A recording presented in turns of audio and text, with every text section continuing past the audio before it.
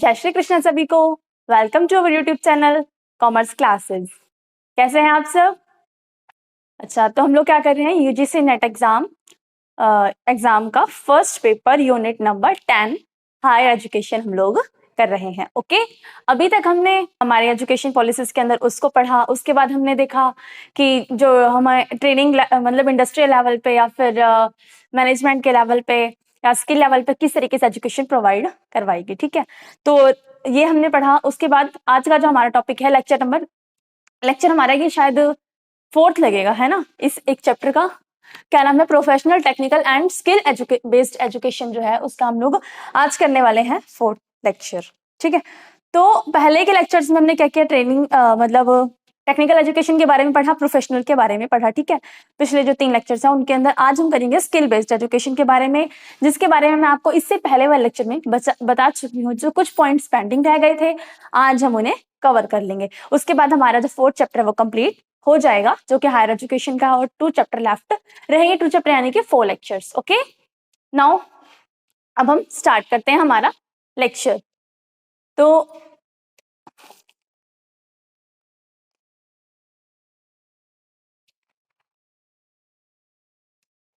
NIESBUD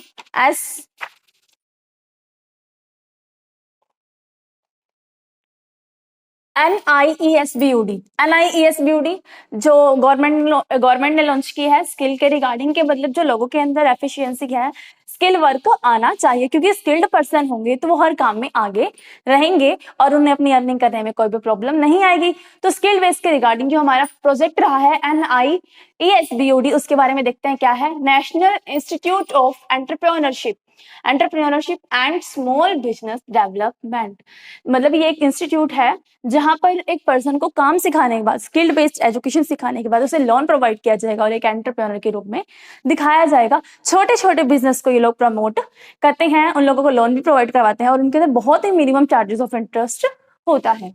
ठीक है, किसके मिनिस्ट्री के अंदर आया? Micro small and medium enterprises. कौन सी मिनिस्ट्री? जो कि छोटे छोटे उद्योग धंधों को देखती है, तो उसके रिगार्डिंग इसको बनाया गया। एंगेज्ड इन ट्रेनिंग कंसल्टेंसी, जहां पर वो लोग ट्रेनिंग प्रोवाइड करते हैं। कंसल्टेंट मतलब हमने ट्रेन किया किसी पर्सन को, ठीक है, स्किल बेस्ड एजुकेशन की रिगार्डिंग हमने ट्रेन किया, फिर हम उसको कंसल्ट कर रहे हैं कि आपको किस जगह पर ये बिजनेस करना चाहिए, कहाँ से आपको रॉ मटेरियल इजी पड़ेगा, आसपास का मार्केट कहाँ से अच्छा मिल पाएगा और कहाँ से हमको लोन अच्छे से मिल पाएगा, मतलब हर चीज की कंसल्टेंस करना, कंसल्ट देना। Then research and publication in order to promote entrepreneurship. उसके बाद में क्या होता है, रिसर्च करने के बाद में उस बिजनेस को सेटअप करवाया जाएगा और उसके लिए क्या होगा, पब्लिकेशन भी प्रोवाइड करवाती है कौन? गवर्नमेंट। ठीक है, तो इसके अंदर मतलब कौन कौन से काम आते हैं वो देखो, मैं बताती हूँ आपको। और हाँ, इसके जो हमारा ये वाला सेंटर है NIESBUD का, कहाँ पर है हमारा? 823 सेक्टर 62 नोएडा उत्तर प्रदेश के अंदर। क्योंकि उत्तर प्रदेश में बहुत सारे छोटे छोटे ऐसे सेक्टर मतलब स्मॉल बिजनेस जो है वो सेटअप किए गए और वहां की गवर्नमेंट उनको लोन प्रोवाइड कर रही है। ठीक है, इसका कैंपस कहाँ है? नोएडा के अंदर है, नोएडा यूपी के अंदर। ओके, अच्छा, इंफ्रास्ट्रक्चर क्या है इनका? स्टेब्लिशमेंट एरिया जो है वो 10,000 स्क्वायर मीटर की है। 10,000 से लेकर 40,000 स्क्वायर जो फीट एरिया है वहां का स्क्वायर। ठीक है, 10,000 स्क्वायर मीटर से 40,000 स्क्वायर फीट एरिया के अंदर ये जो सेक्टर है वो मतलब ये जो इंडस्ट्री है वो बनी हुई है नोएडा के अंदर। और इसके अंदर जो रूम वगैरह है वो देखो 8 क्लासरूम बने हुए हैं जहां पर वो लोग सिखाते हैं, ट्रेनिंग वगैरह देते हैं। एक ऑडिटोरियम बना है, एक कॉन्फ्रेंस हॉल बना हुआ है, लाइब्रेरी बनी हुई है। उसके अलावा हॉस्टल में रहने के लिए 32 रूम सेटअप है, यानी कि आप वहां पर स्किल बेस्ड ट्रेनिंग ले सकते हैं, टीचिंग पढ़ सकते हैं। उसके बाद में वहां पर रहने के लिए भी आपको हॉस्टल प्रोवाइड किया जाएगा, जो कि 32 बने हुए हैं। उसके अलावा एक ऑडिटोरियम, कॉन्फ्रेंस हॉल में क्या होता है, मतलब जो जो वहां पर गतिविधियां हो रही हैं या फिर कुछ बड़ी 2-4 दिनों का सेमिनार चलाया जाएगा तो वहां पर हो सकता है। ठीक है, तो इसी के लिए नोएडा में ये बनाया गया है। अब इसकी मेजर एक्टिविटीज क्या हम देखते हैं। फर्स्टली तो ट्रेनिंग, जिस भी सेक्टर के रिगार्डिंग आपको ट्रेनिंग चाहिए, जो भी मतलब जिस भी बिजनेस के रिगार्डिंग, तो फर्स्ट पॉइंट तो ये अगर ट्रेनिंग देते हैं। फिर रिसर्च, मतलब जो भी काम आपको करना है, ठीक है, उसके रिगार्डिंग आपको कुछ नया खोजना। रिसर्च मतलब वो चीज पहले से तो है ही है, हम उसको दोबारा से सर्च करें ताकि वो इनोवेटिव आइडिया के साथ में काम कर सके। देन हमारा आता है डेवलपमेंट ऑफ कोर्स करिकुलम, जो कोर्स का करिकुलम है उसको बढ़ाना, मतलब जो जो चीजें हमें चाहिए हमारे कोर्स के अंदर, तो उन सब चीजों को ऐड करना। Then publication and training aids, इसके अंदर मान लो कोई भी कोर्स वगैरह ऑफर किया जाता है, कोई न्यू कोर्स आया या फिर कोई भी स्कीम वगैरह आती है, तो उसके रिगार्डिंग वहां पर जो पब्लिकेशंस होते हैं वो उसकी एड वगैरह देते हैं कि इसकी ट्रेनिंग वगैरह होती है, कितने डेज की है, कितने डेज की नहीं है, 5 डेज, 2 डेज, 3 डेज या 40 आवर्स, जो भी होता है उसके रिगार्डिंग पब्लिकेशन में डाल दिया जाता है। क्लस्टर इंटरवेंशन, क्लस्टर में क्या है, जो सेक्टर्स हमारे हैं, मतलब जिन सेक्टर्स के रिगार्डिंग वहां पर स्किल्स प्रोवाइड की जा रही है वो तो है ही है, उसके अलावा और भी बहुत सारी स्किल्स को बीच में मर्ज करना, जो कि डिफरेंट डिफरेंट स्टेट की होंगी, लेकिन वो कुछ टाइम के लिए, मतलब 6 डेज का सेमिनार लगा, उसमें अलग अलग एरियाज के लोग आए, उन्होंने पार्ट लिया, तो क्या हुआ, क्लस्टर यानी कि गुच्छे की तरह इंटरवेंशन करना। ठीक है, इसको मैं आपको थोड़ा डीपली समझाती हूँ क्लस्टर वाले को। The institution has been actively involve in undertaking development program. देखा, अंडरटेकिंग मतलब जहां पर सॉफ्ट स्किल और हार्ड स्किल दोनों से रिलेटेड स्किल्स को सिखाया जाए। सॉफ्ट स्किल मतलब क्या आएगा, हमारी स्पीकिंग आ गई, या फिर हम लोग जो कंप्यूटर पे वर्क कर रहे होते हैं तो उसके रिगार्डिंग। हार्ड स्किल में क्या है, हमें हाथ से करना सिखाना, लाइक सिलाई बुनाई वगैरह हम हाथ से करते हैं ना, वो हमारी सॉफ्ट स्किल नहीं है। और जो क्या बोलते हैं कंप्यूटर पे वर्क, हार्डवेयर वाला या इलेक्ट्रिसिटी का वर्क, वो सभी क्या हमारी हार्ड स्किल के अंदर आएंगे। सॉफ्ट स्किल हमारी क्या है, स्पीकिंग रिलेटेड या सॉफ्टवेयर पे कोई भी काम करना, वो हमारी सॉफ्ट स्किल के अंदर आता है। ओके, तो उससे रिलेटेड मतलब एक क्लस्टर बना के चलता है कि जहां पर दोनों ट्रेनिंग्स को सिखाया जाएगा। क्लस्टर का मीनिंग होता है गुच्छा, तो डिफरेंट एक्टिविटीज का एक गुच्छा मान लीजिए। फिर आता है इंक्यूबेशन सेंटर। इंक्यूबेशन सेंटर के अंदर क्या होगा, ये एक स्मॉल मॉडल, इस मतलब इसको हम लोग स्मॉल मॉडल की तरह लेके चलते हैं, जो कुछ टाइम की ट्रेनिंग देता है और कुछ टाइम की ट्रेनिंग बाद में आपको एक सर्टिफिकेट प्रोवाइड करवाएगा। ये ट्रेनिंग 15 डेज, 30 डेज, 60 डेज तक की हो सकती है। ओके, कुछ आवर्स की भी हो सकती है। तो इसके अंदर कौन कौन से आते हैं वो देखिए। इंक्यूबेशन में सेल्फ एम्प्लॉयमेंट फेयर लगते हैं, फेयर 2 या 3 डेज का होगा। फंक्शनल उद्यमी मित्र, जो मित्रा योजना है, किसने, राजीव गांधी उद्यमी मित्रा योजना भी उसको बोलते हैं। बिजनेस प्लान की प्रिपरेशन करना, इंस्टीट्यूशनल अरेंजमेंट, फाइनेंशियल इंस्टीट्यूट, मतलब उन दोनों को मिलाकर ये काम करवाना। Linkage with prime minister employment generation program, PMEGP, post training follow up the participant, मतलब ट्रेनिंग तो हमने दे दी और ट्रेनिंग के बाद में वो उसे फॉलो कैसे करेंगे उसके रिगार्डिंग भी इसके अंदर सिखाया जाता है। ये है इनक्यूबेशन सेंटर्स, यानी कि जो कुछ टाइम के रिगार्डिंग ट्रेनिंग देते हैं। जैसे कि हमने देखा है 3 इयर्स वाले प्रोग्राम में क्या होता है, 3 साल तो हम पढ़ाते हैं, देन लास्ट में 6 मंथ ट्रेनिंग देते हैं।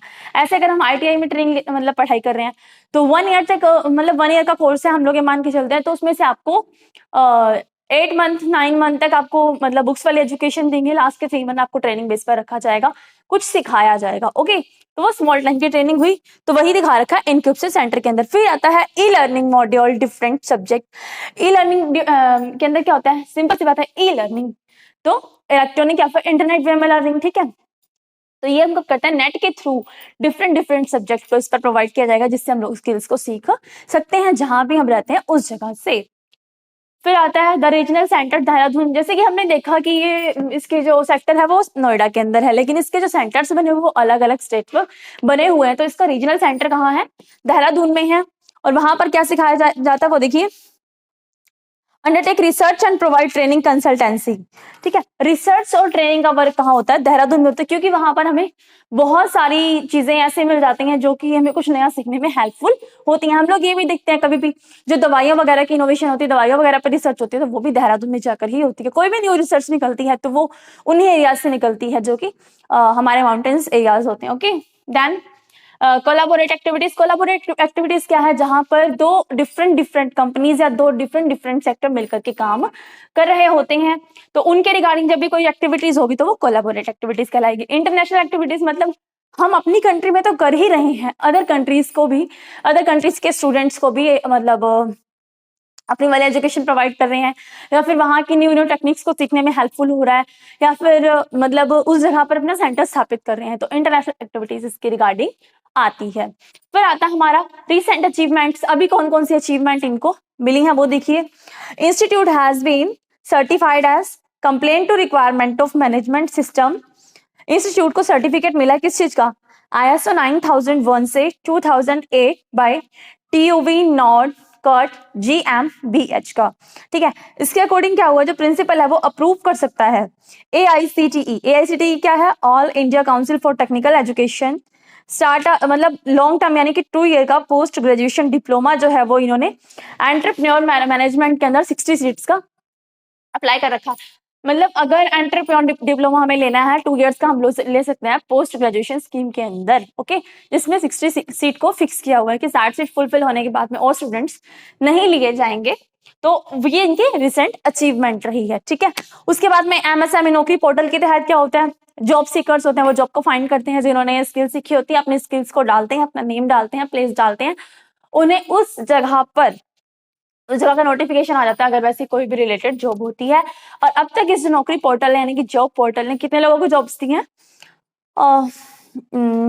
10,969 जो जॉब सीकर्स हैं उनको जॉब प्रोवाइड करवाई है। उसके अलावा पार्टनर इंस्टीट्यूशंस कौन से हैं, पार्टनर इंस्टीट्यूशंस हमारे प्रेजेंट में 58 हैं, जो कि 12 स्टेट और यूनियन टेरिटरी के अंदर एंगेज्ड हैं, ठीक है। तो पार्टनर इंस्टीट्यूशन 58 है टोटल, जो कि 12 हमारी यूटी और स्टेट्स को मिलाकर के उनके अंदर एंगेज्ड है, मतलब इनका जो वर्किंग एरिया है वो 12 स्टेट्स के अंदर हो रहा है, ओके। उसके बाद हमारा आता है SSC एक होता स्टाफ सिलेक्शन कमीशन, वो नहीं आएगा, sector skill council, okay. Sector skill मतलब किसी एक कुछ सेक्टर्स को बनाया कि हम इस सेक्टर में स्किल प्रोवाइड करेंगे, इस सेक्टर में स्किल प्रोवाइड करेंगे, इस सेक्टर में, मतलब कि एक तो इंडस्ट्री लेवल स्किल हो गया, एक होम लेवल स्किल हो गया, एक एजुकेशनल लेवल स्किल हो गया। तो स्किल्स के भी डिफरेंट पार्ट होते हैं, एक होता क्रिएटिव, एक डांस रिलेटेड है ना, एक हैंडमेड, तो इन सब चीजों को लेकर के चलते हैं। तो इसको कौन है, किसने हेल्ड कर रखा है, held by NSDC, national skill development corporation, मैंने आपको बताया था ना। तो SSC सेक्टर स्किल काउंसिल को किसने हेल्ड किया है, NSDC ने। मेन वर्क क्या है, वही work related with train the trainees को ट्रेन करने का काम है। ट्रेनी कौन होते हैं, जो ट्रेनिंग प्रोवाइड करते हैं, अब उनको ट्रेन करने का काम कौन करता है, सेक्टर स्किल काउंसिल कर रहा है, ठीक है। Conduct skill gap of studies, जो स्किल्स हमें नहीं पता और हमें हमारे स्टूडेंट्स को बताना जरूरी है, तो उस गैप को कम करने का काम कौन करता है, सेक्टर स्किल काउंसिल करता है। आज के टाइम में 37 सेक्टर्स में ये काम कर रहा है, इसका जो वर्किंग एरिया है वो 37 सेक्टर है, डिफरेंट टाइप के सेक्टर स्किल काउंसिल। जैसे मैं आपको बताया था ना अभी कि सेक्टर का मतलब कि स्किल्स को डिफरेंट पार्ट्स में डिवाइड करना। तो इसमें टोटल एरिया क्या है, 37 एरियाज के अंदर ये काम कर रहा है कौन, सेक्टर स्किल ऑपरेशनल। और 600 कॉर्पोरेट रिप्रेजेंटेटिव्स है इसके, किसके अंदर, गवर्नमेंट काउंसिल के अंदर, ठीक है।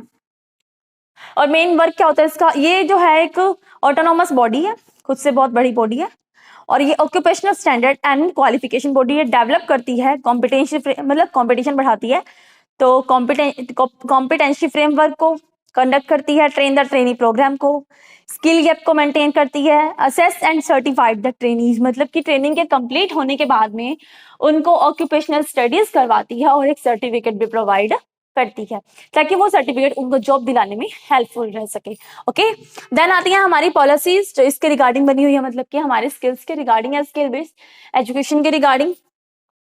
National policy on skill development and entrepreneurship, ठीक है। इस जो national policy on skill development and entrepreneurship NSD sorry हाँ, नेशनल पॉलिसीज कौन कौन सी बनाई गई हैं वो बताना है, वो बता रखा है। कब बनी थी, 2015 में, जिसमें गवर्नमेंट ने कहा था सबका साथ सबका विकास, यानी कि सभी के लिए है, चाहे वो poor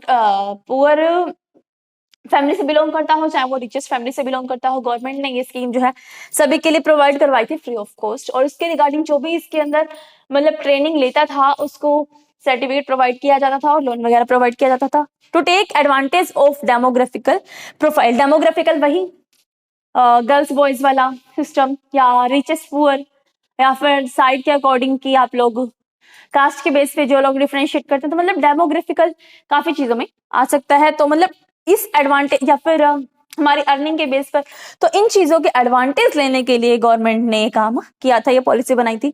holistic policy document is an integral part of process, जो होलिस्टिक पॉलिसी है मतलब ये पूरी की पूरी एक होल के रूप में मानी गई है जो हर जगह प्रोवाइड होनी चाहिए। तो एक इंटीग्रल पार्ट रहा है किस चीज का, इस प्रोसेस का, ओके। अच्छा, इसे NPSD यानी कि national policy of skill development 2009 भी कहा। मतलब जो पहले से थी ना उसकी जगह पर ये आई थी। किसकी जगह पर आई थी? NPSD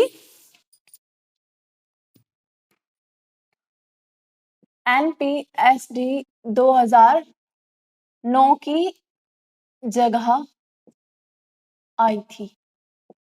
ठीक है, क्या आई थी? National policy on skill development and entrepreneurship 2015, NPSD 2009 की जगह पर ये आई थी। ओके, और इसके अंदर होलिस्टिक पॉलिसी डॉक्यूमेंट्स की बात की गई थी। और ऑब्जेक्टिव क्या था? National policy on skill development का ऑब्जेक्टिव था to meet the challenge of skilling at scale with speed and standard. ये एक अम्ब्रेला फ्रेमवर्क था जिसके अंदर हम लोग ये देखते थे लोगों को सिखाना तो है काम करना और उनकी स्पीड को भी इंक्रीज करना ताकि हम जल्दी से जल्दी ऊंचे लेवल पर पहुंच सकें। ओके, तो स्पीडली स्टैंडर्ड वाली मतलब अच्छी क्वालिटी की स्किल्स प्रोवाइड करवाना, ना कि यूं ही सिर्फ मतलब एक फॉर्मेलिटी कर दी। नो, एक अच्छी मतलब ऑथराइज्ड बेस्ट क्वालिटी की स्किल्स प्रोवाइड करवाना। और एक ये अम्ब्रेला फॉर्म में थी मतलब हर जगह पर। तो it will aim to provide an umbrella framework to skilling activities being carried out within the country, मतलब एक कंट्री के अंदर। फिर आता है स्कीम्स। स्कीम कौन कौन सी चलाई गई हैं? PMKVY, प्रधानमंत्री कौशल विकास योजना, जिसके तहत मतलब बच्चों को कुछ टाइम की कुछ आर्ट्स के रिगार्डिंग ट्रेनिंग दी जाती है, लाइक 90 आवर्स, 360 आवर्स, मतलब इसमें डिस्ट्रीब्यूशन होता है 4 आवर पर डे का। ओके, PMKVY प्रधानमंत्री कौशल विकास योजना फ्लैगशिप दी थी MSDE ने, ministry of skill development corporation ने। अच्छा, संकल्प skill acquisition and knowledge awareness for livelihood promotion. इसके अंदर क्या हुआ? वो वाली स्किल्स को एक्वायर करवाने के ऊपर फॉलोअप किया गया जिससे कि लोगों का लाइवलीहुड प्रमोशनल हो सके, मतलब अपने जीवन को अच्छे से जी सके इन स्किल्स को सीख करके। फिर आते हैं उड़ान। उड़ान स्कीम क्या थी? स्पेशल किसके लिए? जम्मू एंड कश्मीर के लोगों के लिए। वहां पर लोगों को स्किल्ड वाली एजुकेशन प्रोवाइड करवाने के लिए। और वहां पे जो गर्ल्स एजुकेशन मतलब गर्ल्स को नहीं भेजा जाता स्कूल वगैरह में, 10th और 12th वालों को या फिर स्किल्ड एजुकेशन नहीं मिल पा रही, तो उनके रिगार्डिंग थी ये उड़ान स्कीम। तो अब इनके एम देखते हैं। PMKVY का एम क्या था? Aim to enable Indian youth to take industry relevant skill. वही कि इनको काम सिखाना ऐसा ताकि वो उनको इंडस्ट्रीज के अंदर शामिल किया जा सके, वो वाली स्किल प्रोवाइड करवाना। नेक्स्ट, संकल्प का aim to implement the maintain of national skill development mission. मतलब इसमें क्या मिशन रखा गया कि हमें मेंटेन करके रखना है लोगों की स्किल को नेशनल लेवल पे, ठीक है, संकल्प के अंदर, ताकि वो अपने स्किल के थ्रू लाइवलीहुड हो सके, अपना जीवन अच्छे से जी सके। उड़ान के लिए aim to provide skill training and enhance the employability. वही इनका एम क्या था? स्किल्स वाली ट्रेनिंग देना, ठीक है। उसके बाद में ऐसी ट्रेनिंग देना जिससे कि उनको जॉब मिल सके, एम्प्लॉयबिलिटी बढ़ सके यूथ के अंदर, जम्मू एंड कश्मीर के अंदर। ओके, तो ये उड़ान स्कीम थी। उसके अलावा उड़ान के फायदे दो और थे। To provide an explore to the unemployment graduate to the best of corporate India. इसके अंदर क्या था? मतलब जो अनएम्प्लॉयड ग्रेजुएट है, मतलब ग्रेजुएट था बट उनको जॉब नहीं मिली, तो उनको बेस्ट कॉर्पोरेट प्रोवाइड करवाना। उसके अलावा इस स्कीम के अंदर ग्रेजुएट, पोस्ट ग्रेजुएट और 3 ईयर इंजीनियरिंग डिप्लोमा होल्डर्स को शामिल किया जाता था, ठीक है। To provide corporate India and explore to reach talent pool available in the state. मतलब स्टेट के अंदर जो बहुत सारा टैलेंट है लेकिन वो मतलब प्रॉपर वे में निकल नहीं पा रहा, किस वजह से? क्योंकि उन लोगों को राइट गाइडेंस नहीं मिल पा रही, इसलिए। उसके बाद में उसके अलावा गवर्नमेंट ने और कौन कौन सी स्कीम लॉन्च की है? स्टार स्कीम है, NSQF है, नेशनल स्किल क्वालिफिकेशन फ्रेमवर्क जो है, ठीक है। स्वयं है, study web of active learning of young aspiration mind. स्वयं क्या है? ई पोर्टल पे आता है MOOC के थ्रू। अच्छा, उसके बाद ज्ञान कौशल केंद्र, उन्नत भारत अभियान, ईशा उदय, ईशा विकास, संस्कार भारत। तो ये सभी जो मतलब स्कीम्स हैं वो गवर्नमेंट के द्वारा मतलब बच्चों को प्रोवाइड की गई हैं, जिसमें एक स्किल बेस्ड एजुकेशन प्रोवाइड की जाती है। कुछ चीजें हमें इंटरनेट या टीवी के माध्यम से मिल जाती है। स्वयं प्रभा है, इसके बहुत 32 चैनल्स के आसपास हमारे DD के चैनल्स पे आते हैं, ठीक है। उसमें क्या है? डिफरेंट स्किल के डिफरेंट सब्जेक्ट के हमें लेक्चर प्रोवाइड करवाए जाते हैं। 4 घंटे के लेक्चर, मतलब 4 घंटे के लेक्चर में आपको वही बात बार बार आफ्टर 4 आवर वही लेक्चर फिर से रिपीट होगा। आप जब चाहें, जब फ्री टाइम हो तब वो लेक्चर्स देख सकते हैं, है ना। इसी तरीके से हमें नेट पे काफी सारे लेक्चर्स प्रोवाइड हो जाते हैं, और जो मैंने आपको इंस्टीट्यूट्स बताए वो मतलब स्किल बेस्ड एजुकेशन के हैं। तो हमारा ये चैप्टर अब कंप्लीट होता है। आपको हमारा लेक्चर कैसा लगा कमेंट बॉक्स में जरूर बताएं। कोई भी क्वेरी हो तो वो कर सकते हैं। Like, share, subscribe. Thank you.